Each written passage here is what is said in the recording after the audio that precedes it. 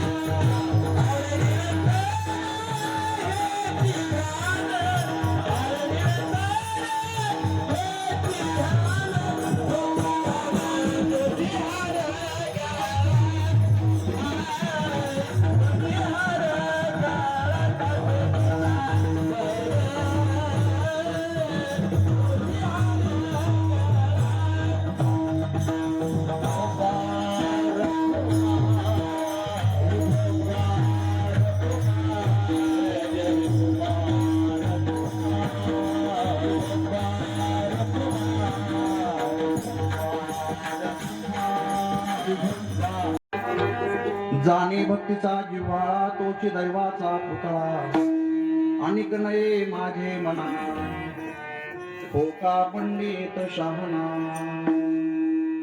नामरूपी जगले चित्त नामरूपी जगले चित्त त्याचा दास मी अंगीक अनिक नये माझे मना होका पंडित शहाणा तुका म्हणे नवविध तुका म्हणे नवविध भक्ती जाणे तो शुद्ध अनिक नये माझे मना होका पंडित शहाणा यों तप्रविश्य मम वाचमिमां प्रसुप्तां संजीवयत्ति किल शक्तिधर स्वधाम्ना अन्यांश हस्तचरण शतत्वगादीन् प्राणान् नमो भगवते पुरुषाय तुभ्यं सद्गुरुं सच्चिदानन्दं केवलं करुणाकरं ज्ञानयोगेश्वरं वन्दे ज्ञानदेवं पुनः पुनः तुका मा परब्रह्मरूपी तु गीता तुका पावला सत्स्वरूपी तुका स्वामी हे नाम वाचेसी गाता बहुसा निळा पावलावर महाता परमपुरुष शमळे पांडुरंग मुरारी कमल नयन कान्हा गोपिका चित्तहारी प्रकट निकट शोभे रुक्मिणी रम्यमाणी सदैव वदहासं विठ्ठलं चिंतयामि पांडुरंगा करू प्रथम नमन दुसरी चरणासंतांच्या त्यांच्या कृपादाने कथेचा विस्तारो बाबाजी सद्गुरु दास जयांचे केल्या स्मरण नाहीतरी मरण श्री शिवम श्री चरण श्री गुरुंची नमस्कार न्याता मस्तक घे पायावर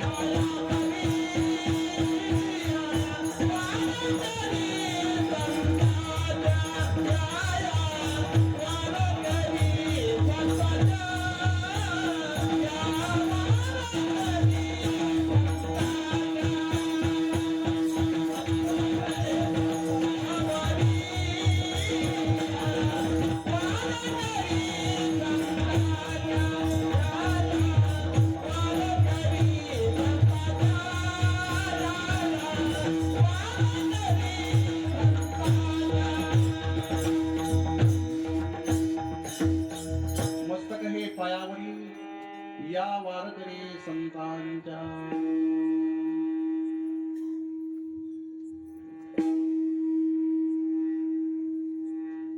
माझ्या प्रिय श्रोत्यांनो, हारामुळेच राजीव गांधी गेलेले आहेत त्याची मला जाणीव आहे.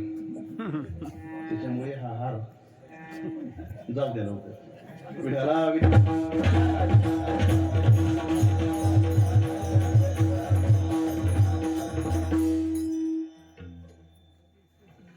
सेवेकरता निवडलेला अभंग. जगद्गुरु जगद्वंदनीय देहूचे सुप्रसिद्ध साधू वैराग्याचे मूर्तिमंत पुतळे हिंदू हृदय सम्राट श्री छत्रपती शिवाजी राजांचे आद्य गुरु, थोर समाजशास्त्रज्ञ, थोर संस्कृती पुरुष, वैदिक सिद्धांत संशोधक, सकल जन प्रबोधक, संसार गतिरोधक, पंढरी पथ साधक, प्रेमाभूत सिंधू कुळसागर बिंदू, कान्हा प्रिय बंधू, गुणातीत साधू. बोलायचं झालं तर आणि तुम्ही ऐकणार असाल तर ऐका. साहित्य सोनियाच्या खाणीतून शब्द रत्नांची निर्मिती करणारे, महाराष्ट्र सारस्वताच्या मांडवावरती ज्या दिव्य तत्ववेत्याने आपल्या तत्वज्ञानाने कळस चढविला, वेद, उपनिषद, गीता, भागवत आदी ग्रंथांचं मंथन करून पंचम वेद असेला गाता ज्या महामानवाने या समाजाला सहजतेने अगदी सहजतेने उपलब्ध करून दिला मायबाप, गाथा निर्मिती करता तुम्हाला आणि मला कसलेच कष्ट पडले नाही, पण गाथा निर्माण झाला. भंडारा, भामचंद्र, घोराडेश्वर यासारख्या डोंगरावरती ज्ञान साधना करून वयाच्या 42व्या वर्षी देहासकट वैकुंठ गमन करून विश्वातला एक अलौकिक चमत्कार त्या संत महापुरुषाने इतिहासाच्या पानावरती सुवर्ण अक्षराने लिहून ठेवला. नाही का? पुण्यसलीला पवित्र असणाऱ्या माता इंद्रायणीच्या काठावरती बसलेल्या आणि आता 2026 मध्ये असलेल्या 10 फेब्रुवारी 2026 मध्ये असलेल्या श्री क्षेत्र देहू नगरीमध्ये श्री बालोबा आणि सौपूज्य कनकाई माता यांच्या पवित्र उदरी हे ज्ञानरत्न जन्माला आलं आणि मोक्षाचा मुक्तीचा देवयान राजमार्ग सर्वसामान्य नागरिकांकरता सहजतेने सुलभ आणि सुकर झाला. ते विश्वजित, विश्ववीर, विश्वसंत श्री श्री श्री तुकाराम महाराज यांच्या मुखारविंदातून बाहेर पडलेली ही अलौकिक, गोड, सुमधूर आणि अवीट अक्षर आज आपल्या सेवेकरता सादर करताना मनस्वी आनंद होतो. मायबाप विठाला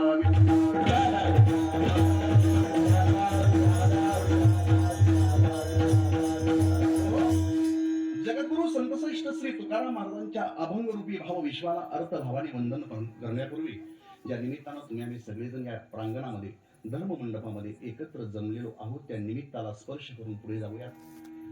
अखिल विश्वाच्या बंधनामध्ये गुंतलेल्या जनता जनार्दनाच्या कल्याणाकरता थोर थोर साधू संतांनी केलेल्या मार्गदर्शन ब्रह्मवीर गुरुवर्य भाऊसाहेब महाराज असतील उमदेकर, ब्रह्मभूत गुरुवर्य श्री रामेश्वर महाराज असतील, सद्गुरु वैकुंठवासी धोंडोपंत महाराज असतील, आई शेवंतबाई असतील, आदरणीय सद्गुरूंचे शिवराज स्वामी महाराज नाही, स्वामींचे तेवढी योग्यता आपली नाही स्वामींचं नाव मुखात घ्यायची, परंतु सद्गुरूंचे गुरुवर्य आणि सद्गुरू सर्वांच्या चरणावरती पुन्हा पुन्हा पुन्हा पुन्हा प्रणाम करतो. गेल्या अनेक वर्षापासून आदरणीय बाबांच्या दर्शनाची इच्छा होती आणि आज माऊलींच्या इच्छेने म्हणा, माऊलींच्या कृपेने म्हणा आज पूर्ण झाली.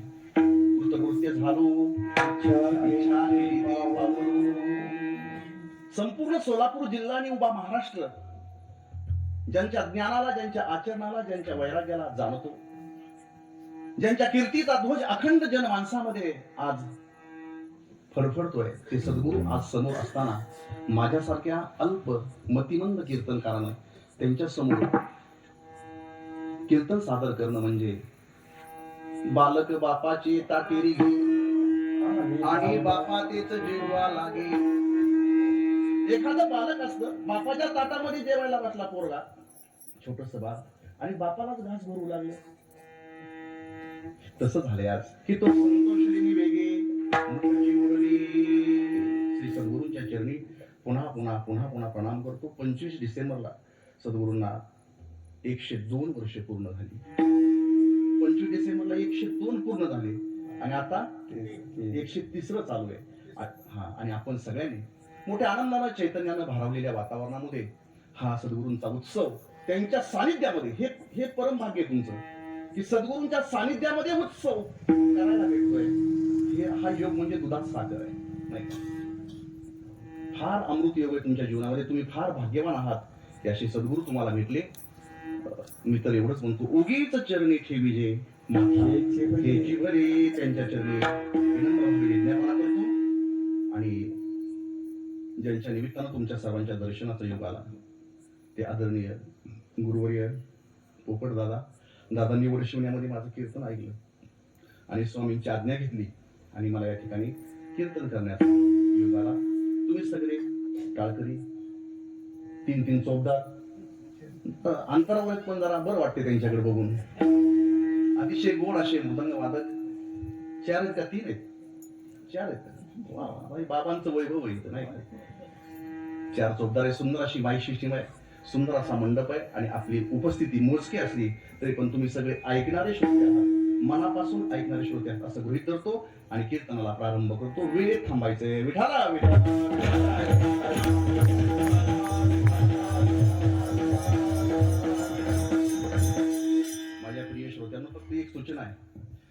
चालू असताना कोणी कोणाशी बोलू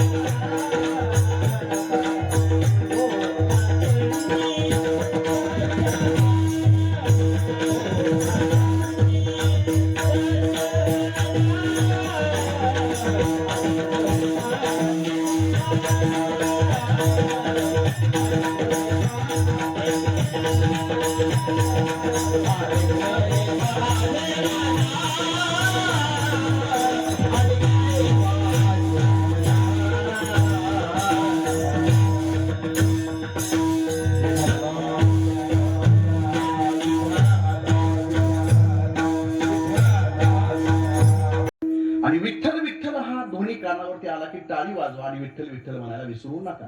विठ्ठला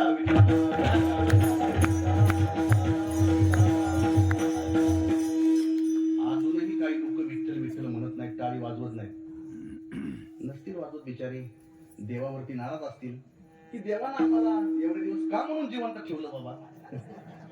एवढी कोरोना सारखी भयंकर महामारी जगात येऊन गेली तरी पण आम्ही जिवंत आहे अशी म्हणण्याची माझ्यावरती काय वेळ येऊ देऊ नका. विठ्ठल विठ्ठल म्हणा, टाळी वाजवा. मायबाप, जी व्यक्ती दिवसातून 1000 वेळा टाळी वाजवून विठ्ठल विठ्ठल म्हणते, विज्ञान सांगतं जी व्यक्ती दिवसातून 1000 वेळा टाळी वाजवून विठ्ठल विठ्ठल म्हणते त्या व्यक्तीला त्या दिवशी अटॅक येत नाही. कारण विठ्ठल विठ्ठल म्हटल्यानं ठचा परिणाम हृदयाशी संलग्न असणाऱ्या 72,000 नाड्यांशी होतो. विठ्ठल म्हटलं की हृदयामध्ये दणका बसतो, ज्याला सायन्स मध्ये व्हायब्रेशन थेरपी असं म्हणतात. विठ्ठल विठ्ठल म्हटलं की रक्ताची गुठळी तयार होत नाही, परिणामी त्या दिवशी अटॅक येत नाही. तुम्ही मला एकदाच 1000 वेळा विठ्ठल विठ्ठल म्हणून काळजी मिटली, तसं नाही. सकाळी उठल्या उठल्या जर टाळी वाजवून विठ्ठल विठ्ठल म्हटला तर त्या दिवशी अटॅक येणार नाही. रक्ताभिसरण क्रिया हातापासून सुरुवात होते, ती देखील सुरळीत चालू होते. बीपी शुगर हळूहळू माणसाचं कमी होतं. म्हणून तरी टाळी वाजवत चला आणि विठ्ठल विठ्ठल म्हणत चला, कारण हल्ली अटॅकचं वय फार कमी झालंय. पूर्वी माणसं म्हणायची वा जाड माणसाला अटॅक येतो. देवांमध्ये 4 काटकुळे उचलले, मग लोक म्हणजे वा जाड आणि काटकुळ्याचा काही संबंध नाही, वयाच्या 50च्या 60च्या पुढे गेले की अटॅक येतो. परंतु हल्ली अगदी माझ्या मित्राचा 7 महिन्याचा मुलगा हृदयविकाराच्या तीव्र झटकेने, 7 महिने म्हणतोय मी, 7 महिन्याचा मुलगा हृदयविकाराच्या झटकेने जातो. तुम्ही अगदी इथपर्यंत आलो आहे. इथपर्यंत कुणाचं 40 आहे, कुणाचं 50 आहे, कुणाचं 55 आहे, कुणाचं 60 आहे, 70 पर्यंत गेलंय कुणी. आणि फार भाग्यवान महात्मे असतात ज्यांच्या सद्गुरूंच्या पुण्याईनं, आई वडिलांच्या आशीर्वादानं 100 पार करून 103 या वर्षामध्ये पदार्पण आहे. शेवटी पांडुरंगाच्या चरणी एवढीच प्रार्थना आपण सगळेजण करूयात, आमच्या बाबांना उदंड आयुष्य आणि आरोग्य लाभावं. विठाला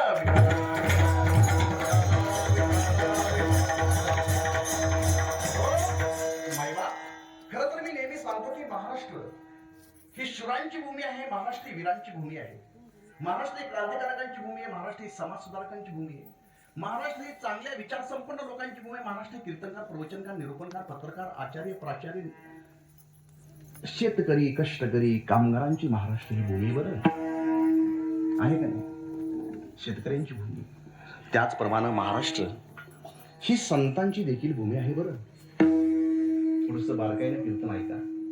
इथं तसा तलवारीच्या खणखणाटाचा आवाज कानावरती आला, तसाच टाळांच्या झणझणाटाचा आवाज देखील कानावरती आला. बुळबुळा वाजती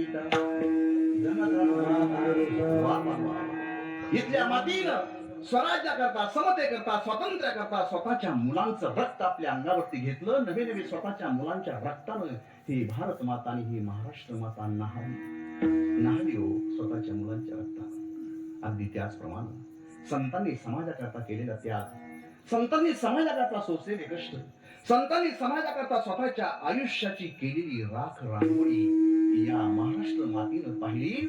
आणि ही महाराष्ट्र माती धूळ रूपाने आकाशामध्ये उंच उडाली, धूळ रूपाने आकाशामध्ये उंच उडाली.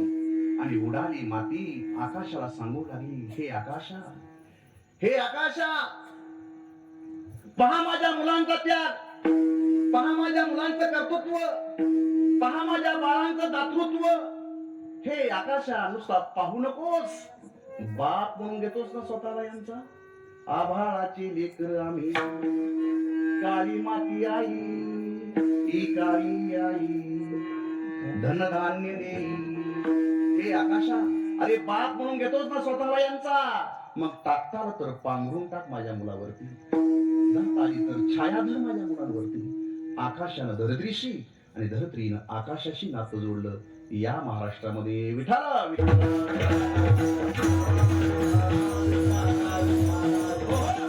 महाराष्ट्र, महाराष्ट्र, महाराष्ट्र अत्यंत पवित्र आणि पावनभूमी. ज्या महाराष्ट्रामध्ये तुम्ही आम्ही राहतो तो महाराष्ट्र नेमका कसा आहे?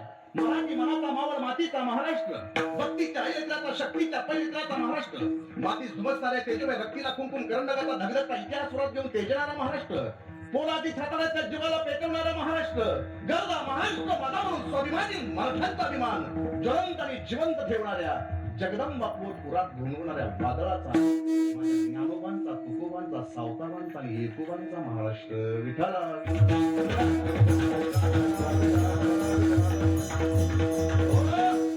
700 वर्षापूर्वी, इथून पाठीमागे 700 वर्षापूर्वी या महाराष्ट्रावरती प्रसन्न होती सरस्वती माता आणि लक्ष्मी माता. थोडस बारकाईनं ऐका, थोडस बारकाईनं ऐका.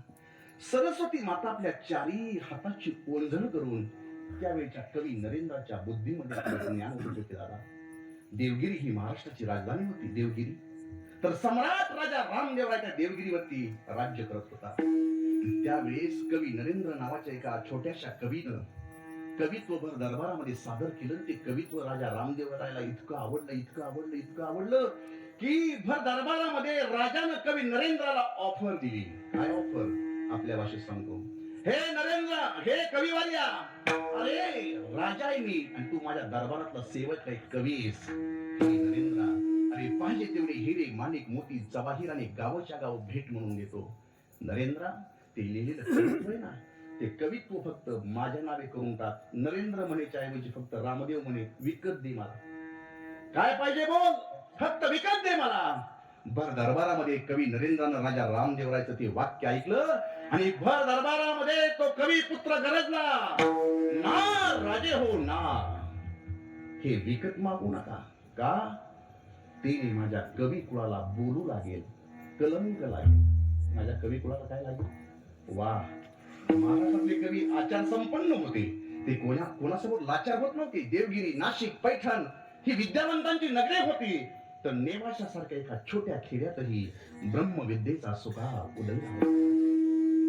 ज्ञानोबरायांसारखे संत कवी अभिनव वाग्विलासाचे फासे पैजा लावून मोठ्या आत्मविश्वासाने फेकत होते. कॉन्फिडन्स किती बघा, माऊलीचा कॉन्फिडन्स. माऊली बोलतात, माझा मराठाची बोल कवतुके परे अमृता पैजा जिंके ऐसी अक्षरी रसिके मिळवी. वा वा वा वा. महाराष्ट्र शारदा देहभान विसरून नृत्य करत होती. भगवद्गीतेचं एक देशिकार लेणं ज्ञानेश्वरीच्या रूपाने घडत होतं. शृंगारासारख्या मिदास कुळाची मिदास पार उतरली होती. शृंगाराच्या डोक्यावरती पाय ठेवून शांत थाय थाय थाय थाय नाचत होते. शकी 1272 गोदावरीच्या दक्षिण कुली श्री महादेच्या क्षेत्री श्री ज्ञानदेवांसमोर बसलेली ही महाराष्ट्र मंडळी तल्लीन झाली माऊलींची ज्ञानेश्वरी ऐकता ऐकता. माऊली सांगतायत आणि लोक ऐकतात. किती तल्लीन. शारदेचे चंद्रकळे माझी अमृत कण कोवळे देवेची ती मने मवाळे चकोर तळे. ज्ञानेश्वरी वाचा नाही बाबा. 18 वर्षाचे निवृत्तीनाथ, 16 वर्षाचे श्री ज्ञानोबा, 14 वर्षाचे सोपान काका आणि 8-10 वर्षाची माझी छोटीशी मुक्ताई या समाजाला मोठ्या आत्मविश्वासाने सांगत होते, बाबांनो, हा संसार तुम्हाला दुःखरूप वाटतो ना, हा संसार करायला तुम्हाला अवघड जातो असं वाटतं ना, तुम्ही काय करा, आमच्याकडे या. हा संसारच काय, हे त्रिभुवन सुखी करण्याची ताकद आम्ही तुम्हाला देऊ. आनंदे भरी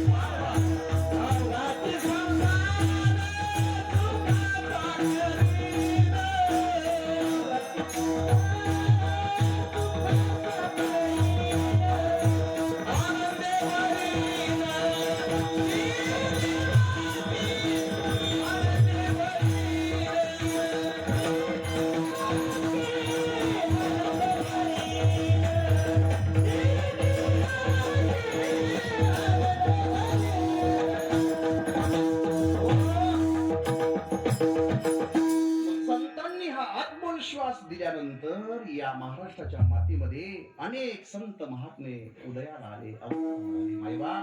किती संत महात्मे या महाराष्ट्रामध्ये होऊन गेले, किती. अगदी निवृत्ती नारदेव सोपान मुक्ताई तांदेव नामदेव गोडाई हृदय दामाशिकी नारा मानला गोंदा विटा लाडाई गोडाई येसा जाणे साकडा नववा परिश्रमागत एकनाथ जन्म स्वामी बनवणार तुकाराम पाडवा रामेश्वर निरोबा कबीर कमाल सोमदास मेघराज कालुपत्र गोरा कुंभा सावतमाळी शिरनावी नरसिंहता लतीफशा दादुकीदारी सदर कसाई जगन्नाथ नाग मावशी दांडेकर गुरु लक्ष्मी वालीपुरीकर जोग महाराज वैद्य श्री सद्गुरु वामनराव महाराज, श्री भगवान बाबा, श्री ब्रह्मीभूत भाऊसाहेब महाराज, ब्रह्मीभूत दोंडोपंत बाबा, ब्रह्मीभूत शेवंतबाई महाराज. ही नाव आपल्या गावातल्या लोकांची नाही का? तुम्हाला आपलं कसं काय आलं नाही बाबा? एवढी नाव झाली पण आपलं आलं नाही. इतरांच्या सुखामध्ये ज्यांनी सुख मानलं आणि इतरांच्या दुःखामध्ये ज्यांच्या डोळ्यातून नकळतपणे अश्रू बाहेर आले, मुळते हे जग न देखवे ते संत महाराज. मी तर असं म्हणतो की महाराष्ट्राच्या प्रत्येक बॉर्डरवरती, म्हणजे जिथून इतर राज्यातून जिथं महाराष्ट्रामध्ये प्रवेश होतो, महाराष्ट्राच्या प्रत्येक बॉर्डरवरती असं वाक्य, अशी कमान टाकली पाहिजे की संत भूमी महाराष्ट्र में आपका स्वागत है. महाराष्ट्र कुणाची भूमी आहे? जेवढे महाराष्ट्रामध्ये संत झाले तेवढे संत जगाच्या पाठीवरती कुठल्याच प्रांतामध्ये झाले नाहीत. तुम्ही आणि फार समर्थ बापाची मुलं आहेत. विठाला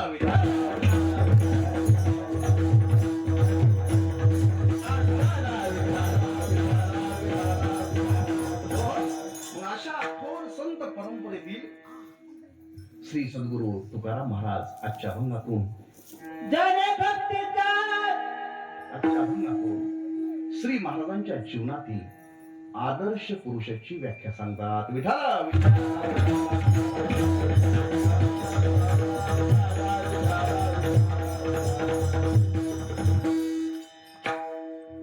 2020 सांगण्यापासून सुरुवात. आपण जरा थोडा सावकाश जाऊ. काय सांगत होतो काय सांगितलं वाक्याशी? वा वा, आदर्श पुरुषाची व्याख्या सांगतायत. कोण सांगतायत? हा, वा, तुकोबा आहे सांगतात. काय सांगतात? तुम्ही नाराज आहेत का माझ्यावर? तसं नाही काय, थोडं लक्षपूर्वक ऐका, विचारलेल्या प्रश्नाचं उत्तर देतं. कोण सांगताय? तुकाराम महाराज. काय सांगतात? आदर्श पुरुषाची व्याख्या. त्यांच्या जीवनातलं मायबाप जीवन कोणतंही असू द्या, कोणत्याही परिस्थितीतील असू द्या, कोणत्याही कालातील असू द्या, स्त्रियांचं असू द्या, पुरुषांचं असू द्या, लहानांचं असू द्या, थोरांचं असू द्या, ग्रामपंचायत शिपायापासून ते युनोच्या अध्यक्षापर्यंत कोणाचंही असू द्या, जगातील 247 देशातील कोणत्याही व्यक्तीच असू द्या, जीवनामध्ये आदर्श फार महत्वाचा आहे. जीवनामध्ये आदर्श जर असेल ना तर त्या जीवनाला किंमत आहे. जीवनामध्ये आदर्श नसेल तर ते जीवन पशु पक्षासारखे मायबाप. व्यक्तीच्या जीवनामध्ये आदर्श असावा, त्या आदर्शाकडे आपण पाहावं आणि आपण आपलं जीवन जगत जावं. विठाला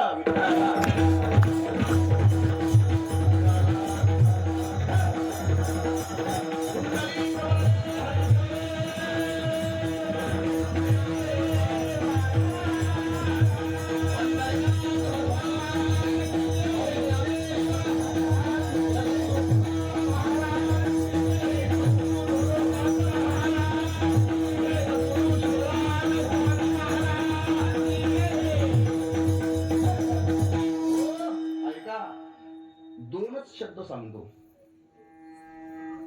ते दोन शब्द असे: व्यक्तीच्या जीवनाला गती असावी आणि त्या गतीला योग्य दिशा असावी. तुमचं माझं जीवन तुम्ही आम्ही जगतोय.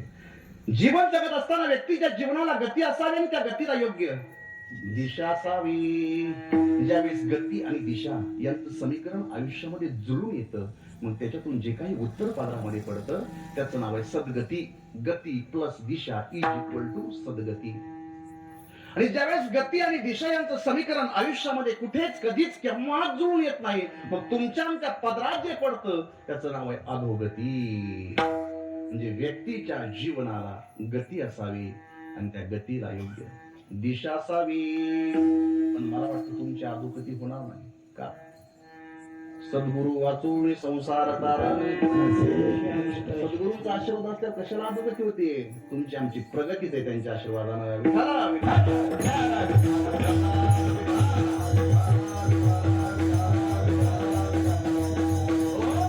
याच्यावरून आपल्याला एक कोटी तयार करता येईल बघा. समाजामध्ये काही माणसं अशी आहेत त्यांच्या जीवनाला गतीही नाही आणि दिशाही नाही. गतीही नाही आणि दिशा आहे. समाजामध्ये दुसरा वर्ग असा आहे त्याच्या जीवनाला दिशा आहे परंतु गती नाही. समाजामध्ये तिसरा वर्ग असा आहे त्याच्या जीवनाला दिशा आहे गती नाही. आणि चौथा वर्ग समाजामध्ये असा आहे त्याच्या जीवनाला गतीही आहे आणि दिशाही आहे. पहिला वर्ग समाजातला कुठला सांगितलं तुम्हाला साहेब? व्यक्तीच्या जीवनाला गती असावी आणि दिशा असावी. पहिला वर्ग आहे त्याच्या जीवनाला गतीही नाही आणि उगाच जगायचं म्हणून जगायचं, खायचं म्हणून खायचं, करायचं म्हणून करायचं, चालायचं पुढे झाला तर कुठं काय, काय करतो तर काय नाही. नुसतीच परवरी जांभळ्याची. ज्ञानोबरांचा जांभळ्यावर जांभळ्या, जांभळ्यावर जांभळ्या. अशा आळशी लोकांचा तुकोबरायांना फार राग येतो बरं. तुकोबराय म्हणतात अशी आळशी लोक म्हणजे पूछ नाही पायचारी मनुष्यापरी. महाराज म्हणतात की आळशी माणसं म्हणजे फक्त 4 पाय नसलेली, शेपटी नसलेली टिंबटिंब आहेत. किती आळशी जीवन, किती आळशी जीवन. एक जणाला ठेच लागली, पडला तिथं झोपला. कळलं का? 5G रेंज वापरा जरा आता. इतकं आळशी जीवन. माझे सद्गुरू नेहमी सांगतात, काय झालं? उन्हाळ्याची दिवस होते, उन्हाळ्याचे दिवस, सूर्य आग ओकत होता, ऊन मी म्हणत होतं. रस्त्यावरती चितपाखरू देखील नाही. एक व्यक्ती डांबरी रस्त्यावरून निघालाय उन्हाळ्याच्या दिवसामध्ये, आणि त्यानं पाहिलं की एका बाबळीच्या झाडाखाली एक आजी भर उन्हामध्ये रडत बसलेली आहे. बघा, लक्ष करू काय. त्या व्यक्तीला दया आली. तो त्या आजी जवळ गेला. म्हटलं, आजी. म्हणली, काय बाबा. आजी, एक विचारू. म्हटली, विचारा ना. आजी, अहो ऊन मी म्हणताय, सूर्य आग ओकतोय, रस्त्यावरती चिटपाखरू देखील नाही. या भयंकर उन्हाच्या कहरामध्ये तुम्ही इथं बाबळी खाली बसून रडता का? का रडत बसला इथं? म्हटली, काय सांगू बाबा, फारच वाईट झालं. कसं सांगू? सांगा ना आजी, सांगितल्याशिवाय कसं हं? सांगितल्यावर जरा मोकळं होतं ना मन. म्हणून महिला सारख्या एकमेकीला सांगत असतात. त्यामुळे त्यांना अटॅकची चिंता नसते. महिलांना अटॅकचे प्रमाण कमी, सारखं मोकळं होते बिचारे. भेटल्या एकमेकीला काय सुरू झालं ए टू झेड. आणि मग आजी, अहो तुम्ही काय रडता? म्हटले, फारच वाईट झालं. काय झालं? म्हटली, बघा ना, माझा लेक वरती बाबळीवरती झोपलाय. काय म्हटली? ही सरप्राईज. त्यानं वरती पाहिलं, तो आश्चर्यचकित झाला. तो म्हणला, आजी, अरे बापरे, तुमचा लेक बाबळीवरती कसा झोपला?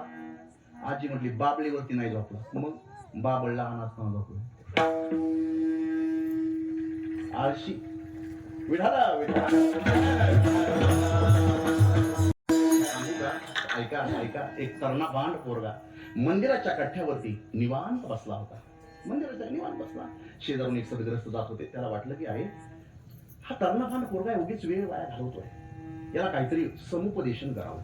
मग तो गृहस्थ त्या बसलेल्या पोराच्या जवळ गेला. ए बाबा, अरे खुशाल बसतोस, 5-6 दिवसापासून मी तुला पाहतो मंदिराच्या कट्ट्यावरती निवांत बसतोस, काय तुला कळतं का नाही? अरे लात मारशील तिथून.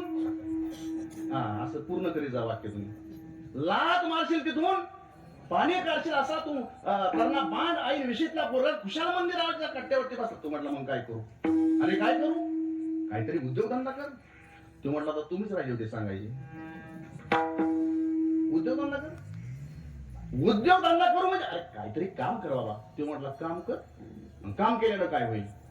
काम केल्यानं काय होईल? अरे बाबा, वेळाच का तू? काम केल्यानंतर तुला 4 पैसे मिळतील. तुम्हाला 4 पैसे मिळाल्यावर काय होईल? तू म्हटला, उगीच खाजून अवदान आणलं का नाही? काय गरज नव्हती. उगीच्या उगी याला हटकलं. त्याला थोडा पश्चाताप झाला याच वाक्याला. तो म्हणला, काम केल्यानं 4 पैसे मिळाले. तो म्हटला, 4 पैसे मिळाल्यानंतर त्यातले 2 पैसे खर्च होतील, 2 पैसे बचत. तो म्हणला, 2 पैसे बचत झाल्यावर काय होईल? त्याचा तर बीपीच वाढायला लागला. काय माणूस आहे, कसा जन्म दिला आई वडिला. अरे 2 पैसे दिल्यानंतर तुझ्याकडे एके दिवशी भरपूर पैसे साठतील. मला भरपूर पैसे साठल्यावर काय होईल? त्याच्याकडे पाणी नव्हतं प्यायला. तिथं गांबा झाला अंगाला. म्हटला, काय माणूस भेटला बाबा सकाळी सकाळी. भरपूर पैसे भेटल्यावर म्हणलं, तू स्वतःचा उद्योग व्यवसाय स्थापन करशील. मला स्वतःचा उद्योग व्यवसाय स्थापन केल्यावर काय होईल? म्हणला, काय करू? स्वतःचा उद्योग व्यवसाय स्थापन केला तर तुला भरपूर नफा मिळेल. तुम्हाला भरपूर नफा मिळाला काय होईल? अरे भरपूर नफा मिळाला, तुझं घर गाडी बंगला होईल. तुम्हाला घर गाडी बंगला झाल्यावर काय होईल? घर गाडी बंगला झाल्यावर, हा सोपं सांग, तुझं लग्न होईल. ते म्हणला, लग्न झाल्यावर काय होईल? अरे रे, म्हटलं आता अवघड झालं. डोकं आपटून घेऊ का याच्या पुढं? लग्न झाल्यावर काय होईल म्हणतो. तो म्हटला, बाबा लग्न झाल्यानंतर तुला मुलं होतील. मला मुलं झाल्यावर काय काय करावं? त्याला म्हटलं अवघड झालं. हा, त्यांनी पूर्ण वाक्य केलं, अवघड झालं. म्हणजे असं बोलत चला. असं 50% गेले वाटतात. पुढं अजून पुढे जात असतं जर आपण शांत राहिलो. कुठपर्यंत आलं? अवघड झालं एवढं. मुलं झाल्यावर काय होईल? म्हटलं, मुलं झाल्यानंतर बाबा तुझी मुलं मोठी होतील. मला मोठी झाल्यावर काय होईल? अरे काय सांगू तुला गणाड्या, तुझी मुलं मोठी झाल्यानंतर तुझा उद्योग व्यवसाय ते सांभाळतील. तुला काही करण्याची गरज नाही. तू अगदी निवांत राहायचं. तू म्हटला, तुम्हाला अक्कल आहे का काय? एवढं करून जर निवांतच राहायचंय तर आता काय करतो? तुम्हाला सण होत नाही, हा तुमचा दोष आहे. विठाला विठाला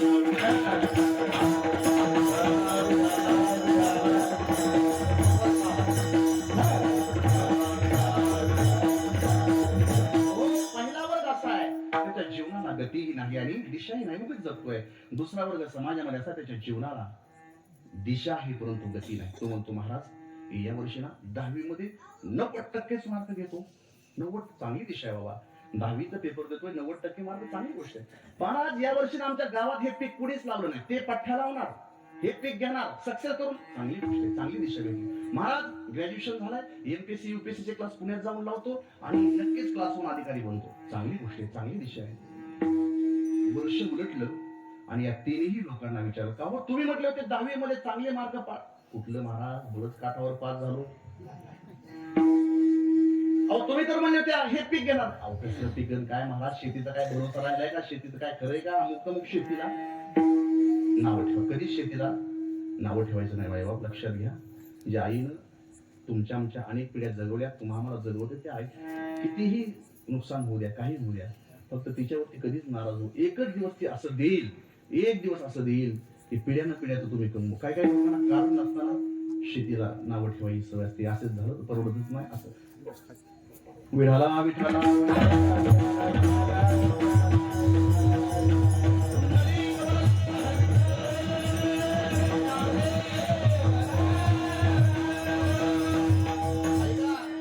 चांगली दिशा भेटली होती. एमपीएससी युपीएससी करायचं ठरलं होतं. काय झालं, कुठलं काय, ग्रॅज्युएशन झालं, घरच्यांनी लग्न देव लग्न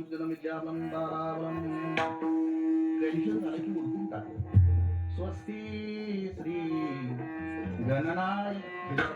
हे तुम्हाला जरा बरं वाटतंय मी असं ऐकलं, पण मी काय म्हणणार नाही पूर्ण, तुम्हीच पूर्ण करा. घरच्यांनी ग्रॅज्युएशन झालं की लग्न लावून दिलं. महाराज नाही अधिकारी जाऊ द्या, याच्या जीवनाला दिशा भेटली होती काय करायचं, योग्य वेळेत कळालं होतं काय करायचं, पण गती न घेतल्यामुळे जीवन शून्य. विठाला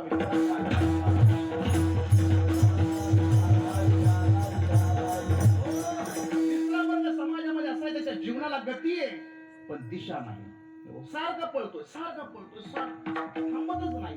पाहुणे नाही, रावळे नाही, सण नाही, समारंभ नाही, उत्सव नाही, कीर्तन नाही, भजन नाही, प्रवचन नाही, सत्संग दर्शन नाही, काय हरेसी न भजसी कोणी कोणी मौलीनं कोणी वाईट वाटतं.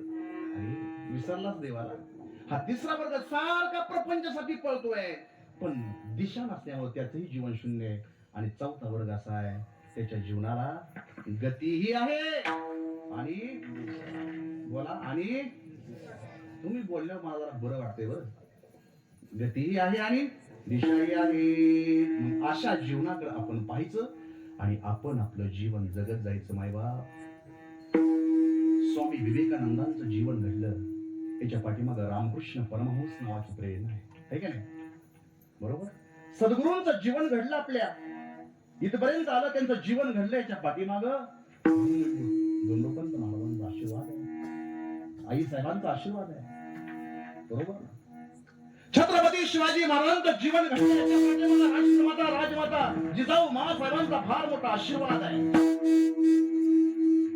छत्रपती संभाजी महाराजांचं 32 वर्षाचं जीवन उभ्या जगाला प्रेरणा देत आहे. जोपर्यंत चंद्र सूर्य आणि तारे आहेत तोपर्यंत छत्रपती संभाजी महाराज या इतिहासाच्या पानावरती अजरामर झाले. याच्या पाठीमाग श्री छत्रपती शिवाजी महाराज नावाचा फार मोठा आदर्श असावा. त्या आदर्शाकडे पाहावं आणि आपण आपलं जीवन जगावं, तरच ते जीवन तुमचं आमचं आयुष्य थोरांचं जीवन असतं. विठाला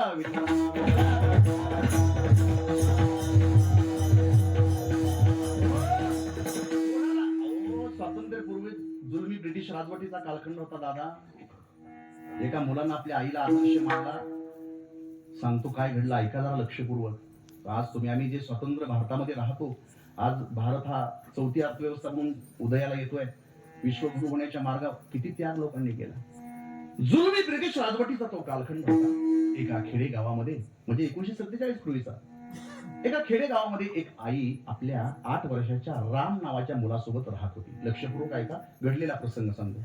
तो राम नावाचा पोरगा आणि आई दोघं वडील नाहीत. एके दिवशी त्या राम नावाच्या मुलाला आईनं सांगितलं, बाळ राम, हे काही पैसे घे आणि समोरच्या दुकानातून काही वस्तू घेऊन ये. तो पोरगा पळत पळत गेला, हातामध्ये पैसे.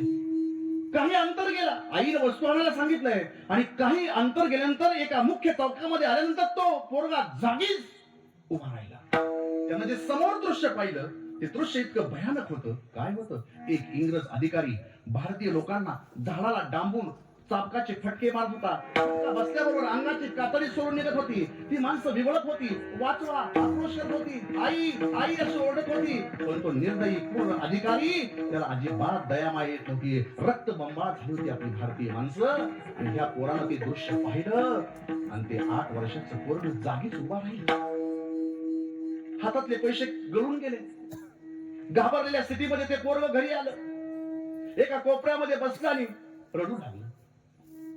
थोड्या वेळानं आई आली. आई आई बाळा का रडतोस? अगं आई, अरे काय झालं बाळा? तुला मी वस्तू अगं आई काय सांग, काय झालं बाळा? बोल ना काय? अरे रडतोस का बाळा? आई अगं तो इंग्रज काय झालं? आई अगं तो इंग्रज अधिकारी काय केलं त्यानं? आई अगं मुख्य चौकामध्ये भारतीय लोकांना झाडाला डांबून मारत होता का आई? वेदनेने विवळत होते, जखमा झाल्या होत्या, रक्तबंबाळ झालं होतं शरीर. आई लोक पाहत होते. बाळा, तो इंग्रज अधिकारी भारतीय लोकांना मारत होता आणि त्यावेळेस तू काय करत होतास? हे आई, अगं मी काय करू? माझं वय का काय करण्याचं? 8 वर्षाचा मी. आई ते पाहिलं, घाबरलो आणि घरी आलो, रडत बसलो. हे बाळा, रडायचं नाही, लढायचं. म्हणजे बाळा एक लक्षात घे, जिथे अन्याय आणि अत्याचार होतो ना, तिथं कधी शांत बसायचं नसतं बाळा. अन्याय सहन करणं हा फार मोठा गुन्हा आहे बाळा. बघा आईचे संस्कार. आई मी काय करायचं होतं? अरे बाळा घुसरायचा होता दगड आणि भिरकवायचा होता त्या इंग्रज अधिकाऱ्याच्या दिशेनं. पुढे जे झालं असतं ते आईनं पाहून घेतलं असतं. काय संस्कार दिला? अन्याय होतो तिथं कधी शांत बसायचं असतं. अन्याय सहन करणं गुन्हा आहे. उचलायचा होता दगड आणि भिरकवायचा होता त्या इंग्रज अधिकाऱ्याच्या दिशेनं. आईनं पाहून घेतलं असतं पुढे काय झालं असतं तर. पोराच्या कानावरती आईचा संस्कार आदळला. 8-10 दिवस उलटले आणि पुन्हा एक दिवस तो पोरगा मुख्य चौकामध्ये जात असताना पुन्हा पोरानं तेच दृश्य पाहिलं. एक इंग्रज अधिकारी भारतीय लोकांना झाडाला डांबून मारतोय, विवळत आहेत, आक्रोश करतायत, रक्त वाहतंय, चापकाच्या फटक्याबरोबर कातडी सोडून निघते. पण भारत माता की जय हा जयघोष मात्र त्यांच्या मुखातून थांबत नाही. आता मात्र त्या पोरानं ते दृश्य पाहिलं आणि आता त्याच्या कानावरती आईचं वाक्य आदळत होतं. ए बाळा, अरे जिथं अन्याय आणि अत्याचार होतो ना, तिथं कधी शांत बसायचं नसतं रे राजा. काय करायचं काय? अरे उचलायचा होता दगड आणि भिरकवायचा होता त्या इंग्रज अधिकाऱ्याच्या दिशेनं. आता मात्र त्या पोराचं रक्त सळसळ करू लागलं. त्याच्या दोन्ही हाताच्या मुठ्या शावल्या गेल्या, त्याचे डोळे लालबुंद झाले. त्यानं उचलला दगड, मारला दिशेनं, फटकन इंग्रज अधिकाऱ्याच्या डोक्यात बसला. लोक अवाक होऊन पाहू लागले. पोरग पळत गेलं, उचलला मोठा दगड, खातला त्या इंग्रज अधिकाऱ्याच्या डोक्यात. पायाच्या टाचा घासत तो इंग्रज अधिकारी जागीच गतप्राण झाला. गतप्राण झाला. हा पोरगा नाबालिक आहे, त्याचं वय कमी आहे, म्हणून इंग्रज सरकारनं त्याला बाल सुधारगृहात नाही ठेवलं साहेब, तर या मुलाला फाशीची शिक्षा सुनावली. 8 वर्षाच्या मुलाला फाशीची शिक्षा भारताच्या इतिहासात पहिल्यांदा होणार होती. 1943 काळ हा चलेजा उठाव त्यावेळेस चालू होता आणि त्या मुलाला फाशीचा दिवस उजळला. त्याला फाशी द्यायचा दिवस जवळ येऊ लागला. त्या मुलाला विचारलं, ए तुझी शेवटची इच्छा काय आहे? फाशी देण्याच्या अगोदर शेवटची इच्छा विचारली जाते. त्या 8 वर्षाच्या पोराला विचारलं, माय बाप तुझी शेवटची इच्छा काय आहे? त्या पोरानं सांगितलं, माझी शेवटची इच्छा एकच आहे, मला माझ्या आईला डोळे भरून पाहायचं. मला माझ्या आईला डोळे भरून पाहायचंय. शेवटची इच्छा पूर्ण करायला प्रशासन कामी लागलं. त्या राम नावाच्या पोराची आई 4 मिनिटाची भेट मंजूर झाली होती. 4 मिनिट, पुन्हा भेट नाही. राम नावाच्या पोराची आई रामला भेटण्याकरता जेलमध्ये आली, पण रडत, आक्रोश करत, चेहरा पाडून, हे अजिबात नाही. जणू काय माझ्या पोरानं फार मोठं काम केलंय. अभिमानानं त्या मातेची ऊर छाती भरून आली होती आणि स्वाभिमानानं ती आई जेलमध्ये आली. समोर त्या 8 वर्षाच्या मुलाला पाहिलं. काय उद्या फासावरती जायचं. पोरानं शेवटचा विचार सांगितलं, आईला भेटायचं. त्याची आई त्याच्या जवळ आली. आई त्याच्याकडे पाहते, तो आईकडे पाहतो. आईला विचार, आई आलीस? हो बाळा. बाळा कशा करता बोलवलं रे? तो बोलतो, आई अगं उद्या मला मला माहिती आहे बाळा तुला फासावरती देणार आहे, पण मला कशाला बोलवलं? बघा आईचं शब्द बघा. मला कशाला बोलवलं? काळजावरती दगड ठेवून ती माता बोलत होती. मला कशाला बोलवलं रे? मग उद्या फासावरती मला माहितीये. अगं आई, शेवटचं एकदा तुला डोळे भरून पाहावं याच्याकरताच बोलवलं. खरं बोलतोस बा? हो आई. अगं तुझा शेवटचा एखादा संस्कार या कानावरती आदळावा म्हणून तुला बोलवलं. सांग ना, एखादा संस्कार दे. तुझ्या संस्कारावर तर इथपर्यंत आलो आणि या भारत मातेची सेवा या 8 वर्षाच्या पोराकडून घडली. आई दे ना शेवटचा संस्कार एखादा जाण्यापूर्वी. आई बोलते, राम तुला फासावरती देणार आहे. शेवटचा संस्कार ऐकायचा म्हणून बोलवलं ना, तर ऐक माझा शेवटचा संस्कार. हे राम, अरे उद्या तुला फासावरती देणार आहे, पण फासावरती जात असताना डोळ्यामध्ये अश्रूचा थेंब देखील आला नाही पाहिजे. हा घे माझा शेवटचा संस्कार. शेवटचा संस्कार दिला. काय दिला? रडायचं नाही. रडायचं नाही फासावरती. आईचा संस्कार आदळला. 3 मिनिट निघून गेले. काही क्षण आता उरले आणि आई बोलते, बाळा जाऊ मी? जा. जा आई जा. त्याची आई निघाली. किती तिची जड पावलं झाली असतील. 8 वर्षाचा एकुलता एक मुलगा उद्या फासावरती. 4 पावलं पुढे गेली आई आणि पाठीमागून त्या राम नावाच्या मुलानं आपल्या आईला हाक मारली. आई, आई अशी हाक मारल्याबरोबर एखाद्या गायीनं वासराकडे धावत जावं, एखाद्या हरणीनं आपल्या पारसाकडे धावत जावं, अशी ती आई आपल्या रामकडे धावत गेली आणि शेवटच्या क्षणाला त्या आईनं त्या रामला कडकडून मिठी मारली. आईच्या डोळ्यातील अश्रू रामच्या खांद्यावरती पडू लागले. राम आईला बिलगून रडू लागला. तशी त्याची आई बोलते, राम मृत्यूचं भय वाटतं, मरणाची भीती वाटते म्हणून रडतोस का रे माझ्या राजा? म्हणून भीती वाटते का तुला मरणाची म्हणून रडतोस? तो बोलतो, आई मरणाची भीती वाटते म्हणून नाही रडत. मग रडतोस का मला बिलगून? अगं आई रडतोय याच्या करता. कशा करता? अगं आई इतरांच्या आया मुलांना जगण्याचे संस्कार देतात, पण या रामला अशी आई भेटली की जी देशासाठी मातीसाठी मरण्याचा संस्कार देते. आई जर पुढचा कुठला जन्म असेल ना, तर या तुझ्या राम नावाच्या मुलाला तो जन्म तुझ्याच पोटी घ्यायला फार आवडेल गाई. उत्तमची